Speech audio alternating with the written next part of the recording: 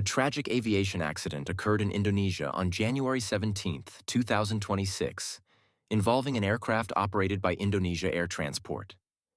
The aircraft, a turboprop ATR 42500, was on a scheduled domestic flight from Yogyakarta's Adisucipto Airport to Sultan Hasanuddin International Airport in Makassar, South Sulawesi Province. The ATR 42500 is a twin-engine turboprop aircraft commonly used for short-haul operations, particularly in regions with many small airports and challenging terrain. The type has a long operational history worldwide and is widely regarded as suitable for regional flights when maintained and operated properly. On the afternoon of the flight, the aircraft lost contact with air traffic control while on approach to Makassar. Radar and radio contact were lost at around 1:30 p.m. local time, shortly before it was expected to land.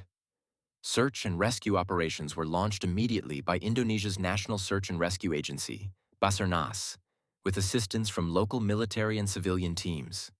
The search was complicated by poor weather conditions, including dense fog, strong winds, and rugged terrain in the mountainous region near Bulusaraong in South Sulawesi. Rescue teams located wreckage and debris scattered across steep slopes of Mount Bulusaraong, confirming the aircraft had impacted terrain. One body was recovered at the crash site amid aircraft debris, and additional remains have been spotted, although recovery efforts have been challenging due to the difficult landscape and ongoing weather conditions. The ATR-42 had been operating on behalf of Indonesia's Directorate General of Marine and Fisheries Resources Surveillance, carrying 8 crew members and 3 personnel from the Ministry of Marine Affairs and Fisheries as part of a surveillance mission. At this point, investigators have not released a definitive cause for the crash. Several factors are being examined, including weather conditions at the time of the approach and possible navigational challenges. Indonesia's geography, with steep mountains and limited radar coverage in some areas, has previously been cited as a contributing factor in accidents due to the difficulty of maintaining precise approaches in marginal conditions.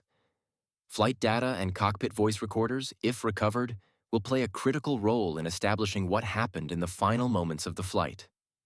Authorities have stressed that it is too early to draw firm conclusions, and ongoing investigations must consider all available evidence before determining whether the accident was caused by environmental factors, technical failure, human factors, or a combination of elements.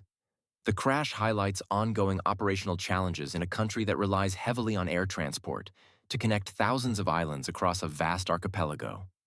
Indonesia has experienced multiple transportation accidents in recent decades, and aviation authorities continue to emphasize the importance of safety oversight, training, and modern navigation systems. As investigators work to understand the exact sequence of events, officials have pledged transparency and cooperation with international aviation safety bodies. Further updates are expected as more information becomes available and the findings of the ongoing investigation are shared with the public.